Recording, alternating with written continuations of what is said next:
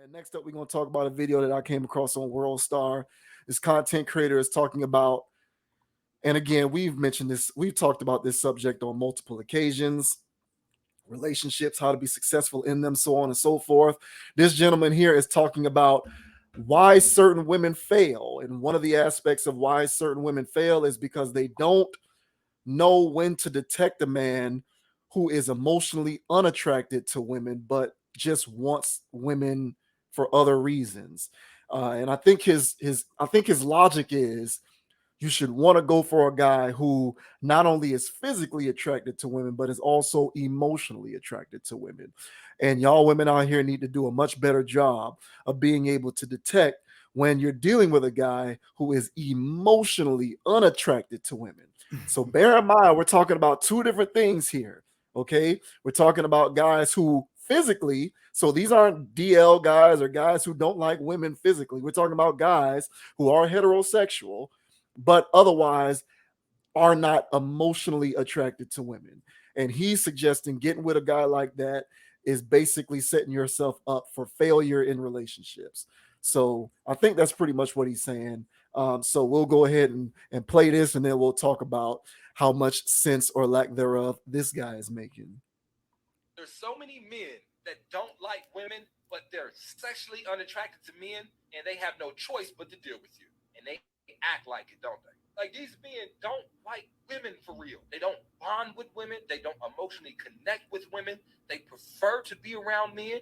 They respect men. They get along with men. They see men as their equals. They do not view you as it. But the only reason they're with you is because they're not sexually attracted to the men. If it wasn't for sex, or power, they wouldn't be with you. I need y'all to watch out for these men. Like, actually, like, inquire about whether this man actually like women. Not if you're heterosexual. My question to you is, do you actually like women?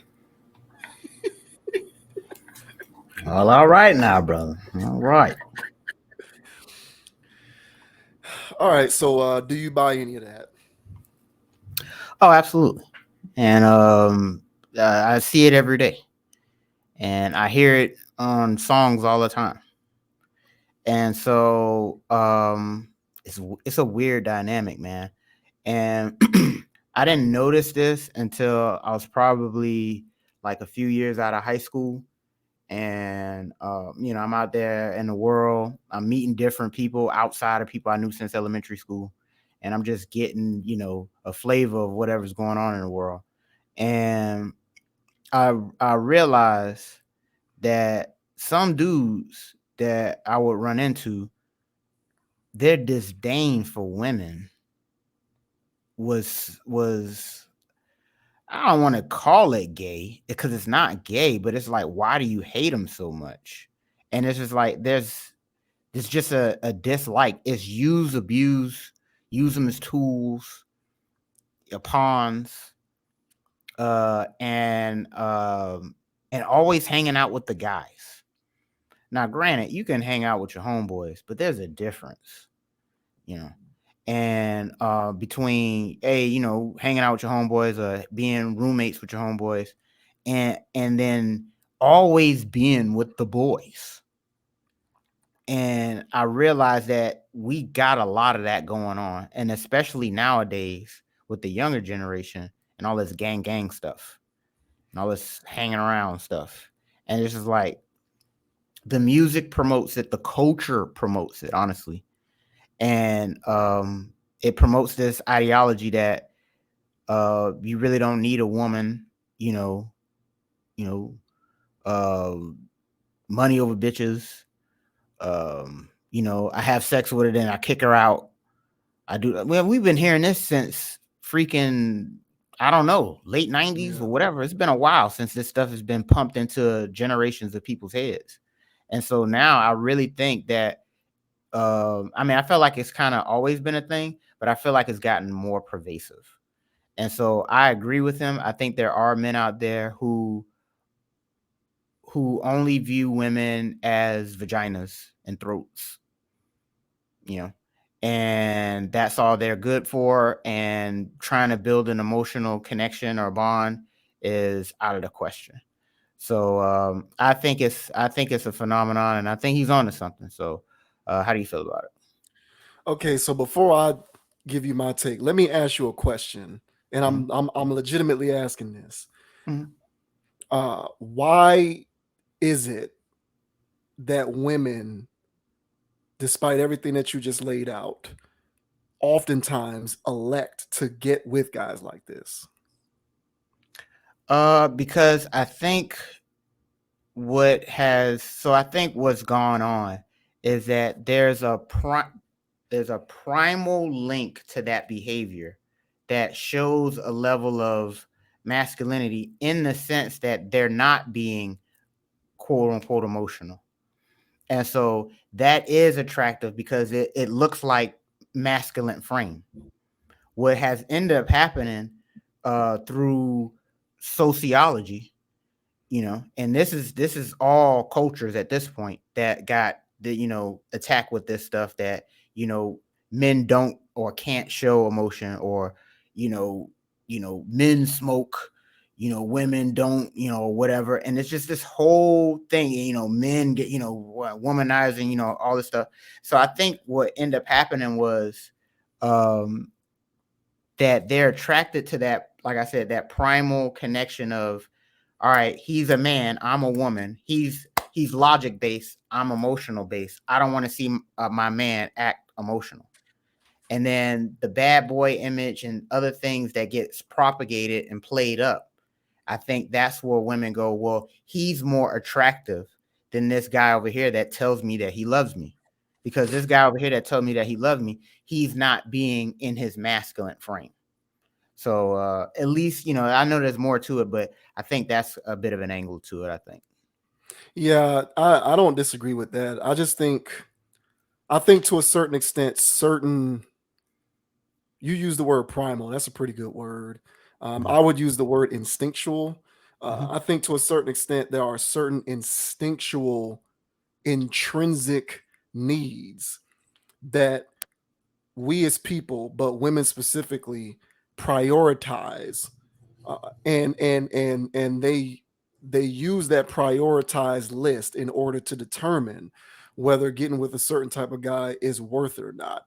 So essentially, what I think personally, what I think happens is, I think that what this guy is saying is correct, but I think that in a perfect world with all things equal, what he is saying would apply. But what happens in the real world, where all things are unequal because the world is inherently unfair, is things like hypergamy take precedence over the need to be with somebody who is emotionally stable. So, in other words, you can get 10, and this is just my speculation, but you can get 10 women and line them up in a row, right? 10 women in a room, and you can put all 10 of those women in a room, and you can put, two guys in the room.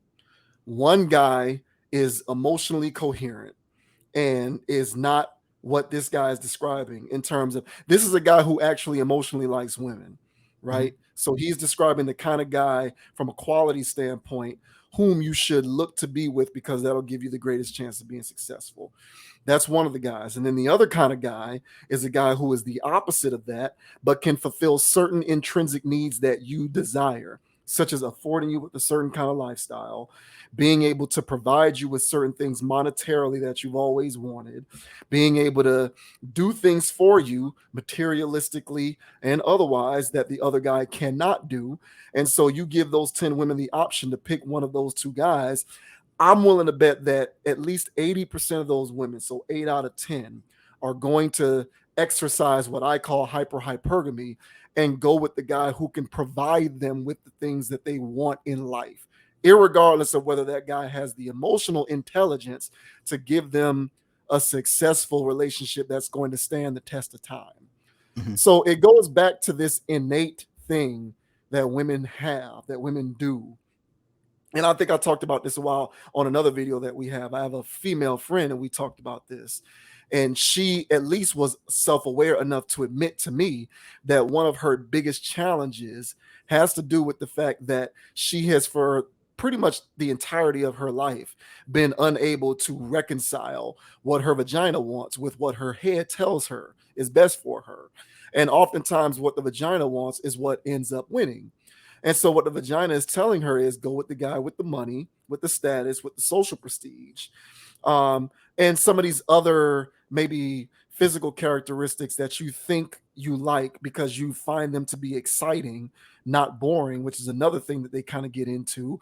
So maybe guys with crazy haircuts or tattoos, go with those guys. And ultimately, you're going to ride the wave, and you're going to take advantage of it for as long as you can, but eventually the buck stops, right? And once the buck stops, you get off the bus and you just wait until the next bus approaches, and then you hop on that bus and essentially repeat the cycle. And so you have a lot of women who are kind of caught up in this web. They're just caught up in this pattern of exercising this type of option, which is counterintuitive to what is their head is telling them is the best thing for them to do, and they can't get out of their own way. And they spend a lot of their time waiting for perfection, waiting for the kind of guy who on the outside and who emotionally is a unicorn, but who is also, you know, a 6-figure, 6'6" tall guy with tattoos and a beard and a crazy stylish haircut. And rarely are you going to find all of those qualities inherent in one guy. If you ask me, I think that this is an issue that is more endemic with Black people, in my opinion. At least my observation is that I see this type of stuff playing out more with Black people. And I don't think that it is a coincidence that this guy, who is a Black content creator, is talking about this. I think he speaks from a place of personal experience when he makes commentary like this. And I don't think it's off base. I just think that at this point in our society, we're far removed from the practical application of how women go about exercising their options, which is lifestyle and accommodations first, emotional intelligence second. So you can talk all day long about how guys need to be emotionally attracted to women. At the end of the day, women are still exercising their options to choose these guys. So until they can learn how to get out of their own way, none of this is going to stop. That's fair. And that's fair. And I would say that when it comes to, my mind was going somewhere else. I was literally thinking like, my thing is with this type of stuff, when looking at society and how we're doing things, me personally, I would say that I'm not the person that can't get emotionally attached to a woman. All right. But, I grew up in a 2-parent household, and my parents were together before I was born. They're still together now, and so I saw family. I go to family reunions. I'm cool with my cousins, my aunties, my uncles, and I'm just, that's what I want. But we have so many generations of people that didn't see that. And, they come from broken, the other broken. And so what role models or what are they looking for? Then when you turn around and date those people, they don't even have a frame of reference to some of the family concepts you're bringing to the table. And so they're more attracted to the guy who didn't see family himself. Right. He's more, and so they get along and they start. And so, to be fair with your ratio, I agree that, 8 out of 10, that's, it's pretty, and just for the sake of what I'm saying right now, I would also argue that, more than half of that room don't have parents. I would agree with that. Yeah. And so for them not seeing man, I've dated girls, and I'm putting them on domestic skills. I'm showing them how to do things in the kitchen and in the house, because they don't have concepts of this because they never saw it growing up. And so that's just one dynamic. So that's not interpersonal, how they communicate, how they talk, how they share, how they love, none of that. And so that was just the kitchen. Is, you know what I'm saying? Put parchment paper on the pan. Yeah. And so it's just stuff like that. Nah, you gotta wash the dishes like this. I mean, look at this. I mean, there's still food on this thing. Yeah, I know you put it on, you know what I'm saying? It's like it's stuff like that Yeah. where it's just like, Yeah. and so I think that we got a lot of brokenness in our community as well. And so I can say that will be from the woman's angle of why she would want to talk to some guy who doesn't look like he can be a family man, because guess what? Deep down, she doesn't think she's a family woman. Yeah. And so I think for guys out there who do have a sense of family, even if you don't have a 2-parent household, even if you saw family and you get family and you out here trying to emotionally connect the women and they're not doing it back, my whole recommendation is to find someone that's already made. She's a ready-made woman. She gets family. She understands home, house, structure. And you trying to implement these things with somebody that you cool with and y'all vibing, but y'all don't have the same backgrounds. And eventually it comes to a head at some point to where, damn, she dogging me out for some dude that dogs her out. And it's just like, yeah, bro, because she doesn't get what you're doing. There's a woman out there who saw a father, who saw an uncle or somebody who was holding it down. And that's the man she wants. And then she's, and then so when she's out here doing her thing or whatever, and she's trying to meet people, she's actually trying to meet somebody that's actually going to do the roles that she saw the men in her life do. So I think what we're witnessing right now is just, like I said, just a lot of hurt people who grew up hurt, hurt kids, and they never got. And another thing too, man, mental health, bro, because everyone needs it. And so once people grow up in traumatic households or a household that doesn't have both parents, that's traumatic in itself. And so let's take it back to older times where, let's say that, oh, well, village stuff. It was like community, like people were raising families, like people were raising people's other kids. So even if I'm being raised in a village and I'm over here with these people, I'm still seeing how he treats his woman with respect and all this other stuff. And we don't have any of that stuff anymore. Everything is chaos. Everything is bust a nut, both men and women. And so when that's the rhetoric, where that's where the passion's at, of course you have chaos in the streets. So yeah, this guy speaks a point. So that's from the woman's side of it. And I think also it's a mirror. And that's why these guys out here who probably grew up without fathers, who grew up with their dad was in jail, they grew up with this or grew up with that. And now they out here just reliving, And so connect with a woman. My dad never did that. And my mom, I got a half brother over here. And, it's a lot of stuff going on out here. Yeah. And so with all of these dynamics, all going into one pot, yeah, you're going to have this come out looking mutationish, this going on mutationish, because all of these harsh ass chemicals is getting tossed in this pot. And so, yeah, things are looking wonky. And it's a blessing that somebody grew up around such radiation and it didn't come out with forms of this, cancers or whatever. So yeah, man, I think that's what we're witnessing right now. It's a storm out there, and instead of our community being antagonistic toward one another, I really think what would be best is if we understood these dynamics and we embraced each other. Just going, hey man, I come from hurt too. Let's not hurt each other. Instead of, oh yeah, everybody's an op enemy and all this other extra stuff. So I know I went on quite a bit of a rant, but No, that all of that made sense. It's just the only thing that I would challenge you on is, I think that we are, and I hate to be doom and gloom guy, but I guess I'm gonna be doom and gloom guy. No, don't do it. But like not, necessarily doom and gloom like the world's falling apart, but it's just I think that this particular dynamic has become so pervasive today that it transcends even people who come from stable backgrounds. Yeah. So like what I am seeing is, and I've seen this, like the only reason why I can say this with such conviction is because I have seen it with my own eyes. Like I've met people like this. Like and about some of the jobs that I've had throughout my history. I worked in, I think everybody at some point in their life should work a job in service in some kind of capacity at some point, because it Mhm. allows you to really get a pulse for the different types of situations people are in and where they come from and all of that kind of stuff.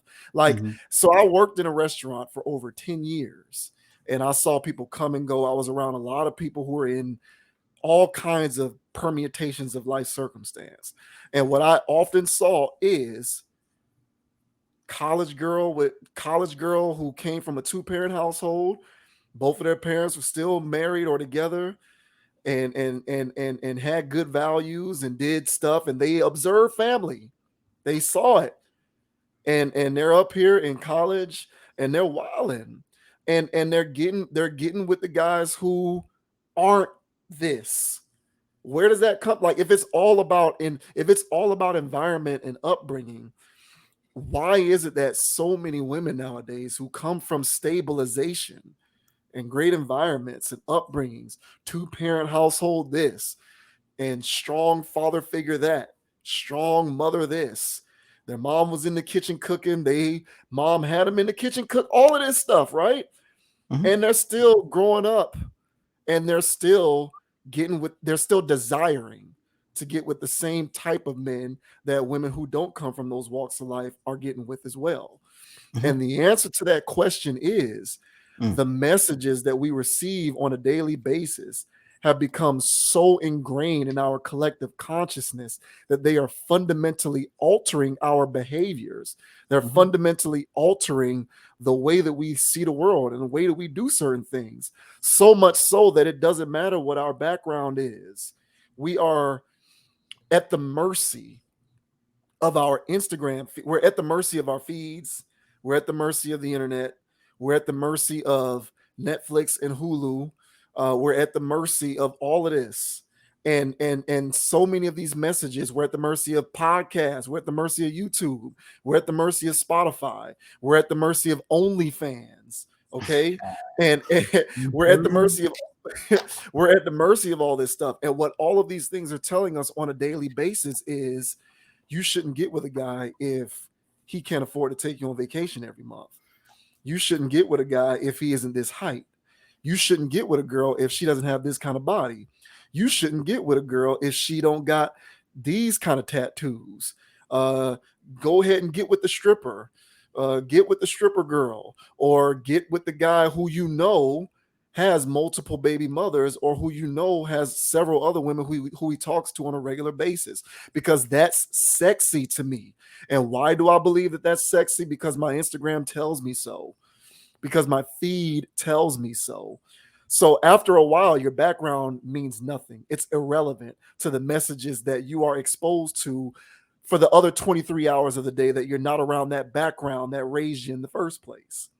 So So what is frightening to me is that this is a dynamic that is becoming so commonplace that there really are no barriers to prevent it from taking hold.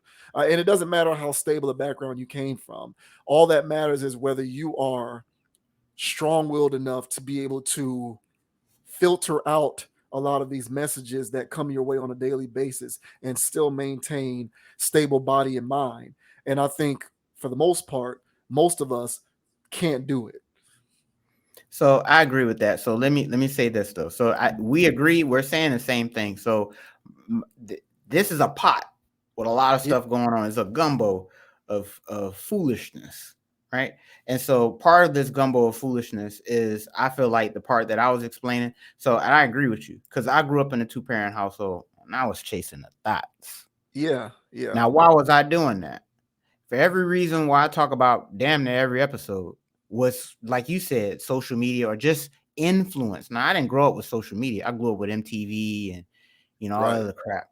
But Right. it was influence. I had dial-up, but I was still watching that crazy stuff. I would get my hands on that. And it was in complete contradiction of what I was being raised to be. Then when I'm out in the world and I'm out here trying to experience life amongst people who didn't have the same upbringing as me, I felt obligated to socially fit in. So I started doing stuff just so I'm not out of the loop. I wanted that girl, but she's only dealing with that guy who's doing that. So I'm now doing that.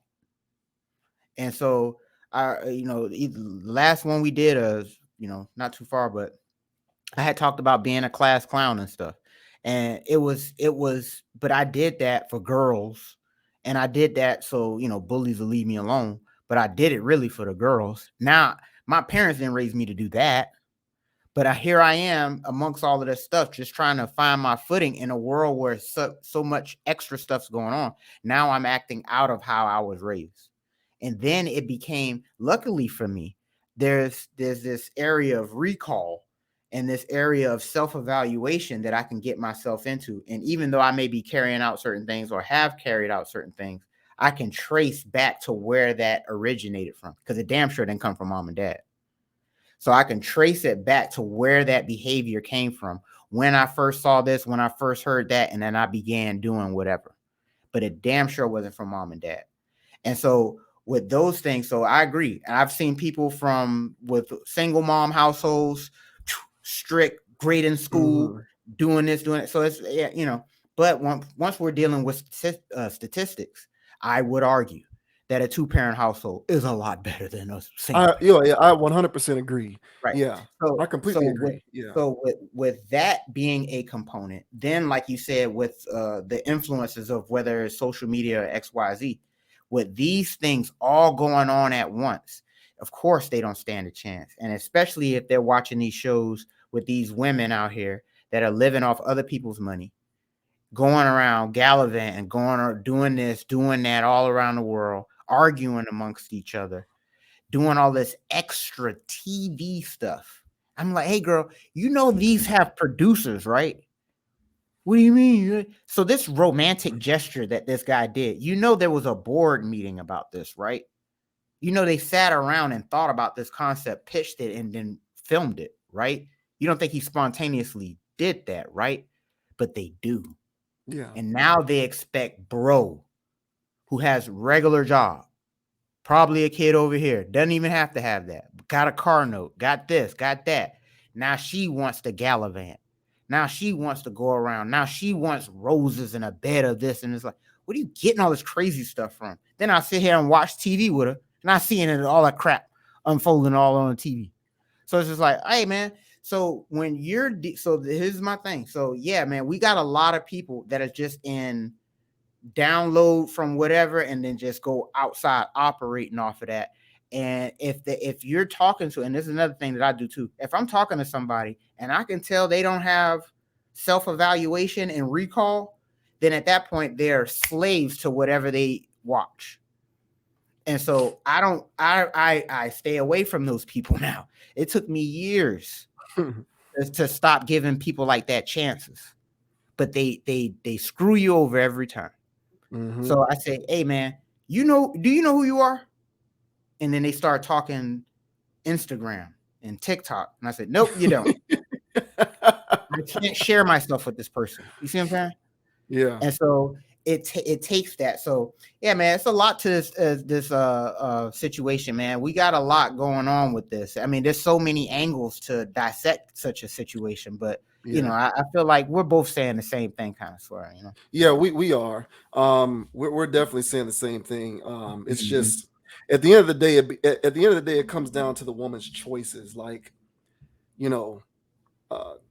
think in this particular dynamic, I talk a lot about the progeny behavior.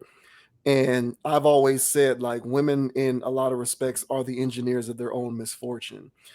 Just don't get with the guy, but you keep getting with the guy. So you have no one to blame but yourself. Like, at the end of the day, you're the common denominator. But I agree with his thesis.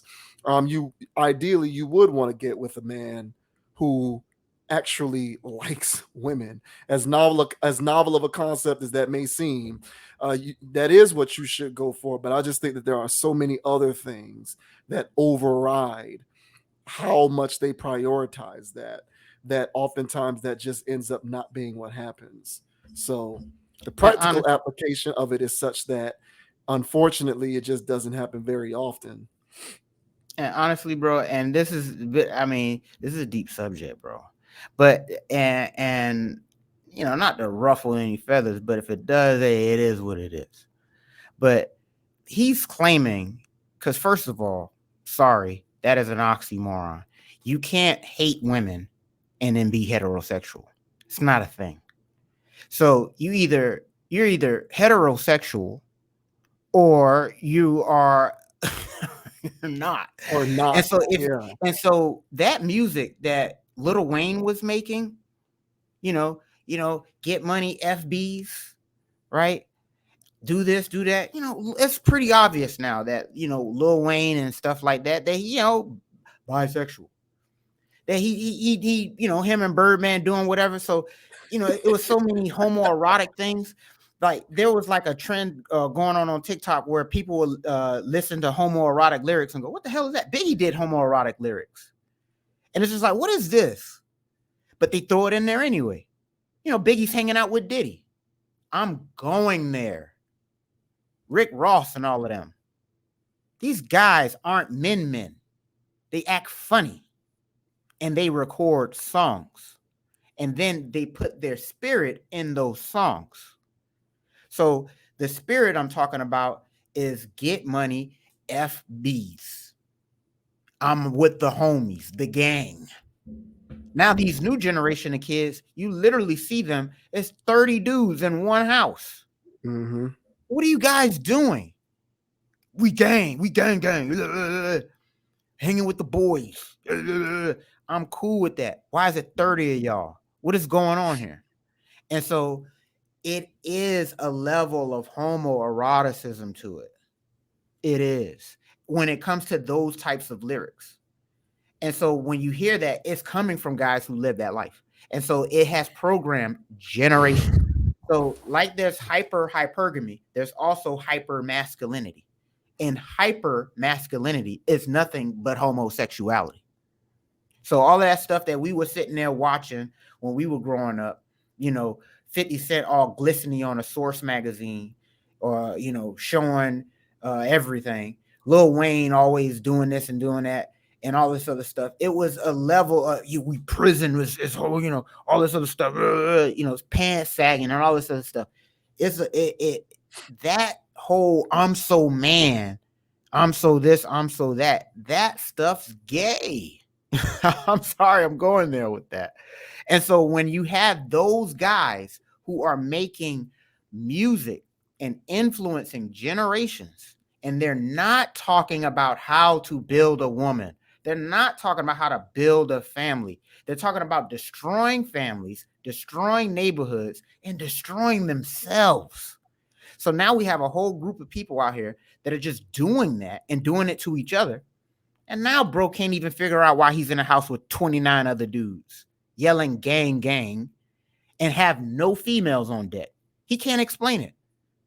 And so, but I'm telling you why you living like that, bro. Get off the pornography because that's gay. It's not heterosexual. I'll put it that way. Because a man who is a man wouldn't result to masturbation in order to do his thing. But we have guys who masturbate every day, eat soy in everything, eat drinking from plastics that have estrogen in it. And so we have all of this stuff that's going on out here where guys aren't being real men anymore. So I don't care how strong or whatever they look or talk or whatever, like Andrew Tate, who literally, I called his name out, and who literally sit there and just talk angry about women. You know, how he'll spit on them and put his foot on their face and do all this other stuff. Hey, bro, I'm for the kinky stuff too, but I'm not about abusing a woman while I'm having sex with her. You must hate her, and you must hate other women too. So when you're dealing with that kind of level of masculinity, that you so man, that you'll disrespect a woman like that, that's not being a man, in my opinion. And I think a man is a guy who can be emotionally balanced and all that other stuff. And that's not popular. And that's not what all the women want. The women want hypermasculinity man. They want quasi man. And that's what they're out there chasing. And the reason why he dogs her out and never deals with her, and just like how bro said, from all of this programming that I just mentioned, not innately, but he has been programmed to now have a disdain for women. So yeah, man, this is a big topic, honestly. But there's so many avenues that circumvent actual masculinity. So I just named pornography, music, and a couple other things, and it circumvents those things. And so yeah, there's a lot of guys out there that are not being men. There's a lot of men out there that really don't like women because they can turn on a monitor. And so they're not really into it like that. Remove all of this stuff. Remove it all. I guarantee you, if there's a man who didn't have access to all of this madness, you leave him alone for 3-4 years, he would love a woman. He'd be all over her. But he has so much access to stimuli that puts him away from masculinity that he doesn't even want to be a man anymore. So, yeah, man, there's a lot of dynamics to this, bro. I can keep going. But this guy, he brings up an interesting point. And I've been saying this stuff for years, that men have been getting programmed to hate women. So yeah, I've been in circles of dudes and they're just bashing women the entire time. No redeeming qualities at all. You know, I can give my criticisms. We've done it on here, but I still love me a woman and I get what's going on. So yeah, man, it's a lot to this topic, but I think Homeboy's got a point. And he's saying that there's heterosexual. You're not heterosexual, dude. You know, you might only have sex with women, but in spirit, you're not. You're Well, not. yeah, that's what he means by heterosexual is only in the application that you desire to only be sexually active with a woman. Other than that, though, I mean, you can get into all of the Semantics. other aspects of whether something qualifies as heterosexual or not, but in the purest sense of the word, yeah, he's just meaning it as in wanting to have sex with women. I mean, yeah, all of that stuff is well and good, what you said, but at the end of the day, I mean, the women still pick these guys, so Yeah, they get the same. There's no incentive. There's no incentive for the modern day emotionally unattached woman hating man to change because women are still electing to choose that guy. So if you're not being given a reason why you shouldn't be a certain type of way, then you're not going to feel the need to change it. So I think it starts with the gatekeepers, and until women get a little better about, I don't want to say being smart enough, but just being courageous enough, I guess I'll say, to make the right choice and not feel as though they need to make a choice that aligns with what they see on their feeds and timelines. Until that happens, then a lot of this stuff ain't gonna stop. So yeah, man, they're getting the same level of programming. So yeah, but it's yeah, I just think they're getting programming, but they're the gatekeepers. So it's just like, stop don't make yourself available to those guys, period. Like that, I mean, that'll just stop all that. Like, if that really is a problem, stop making yourself available only to those men. Don't do it. If you don't do it, then a lot of the guys who are about the right type of thing will have first dibs, right? They'll be up at the plate, but they're in the dugout still, because the guys who are up to bat are everything that you just described. So don't let them come up to bat. But if you let them come up to bat, this is what you get. So yeah, that is something that we can keep going on with, but we'll go ahead and move on. Next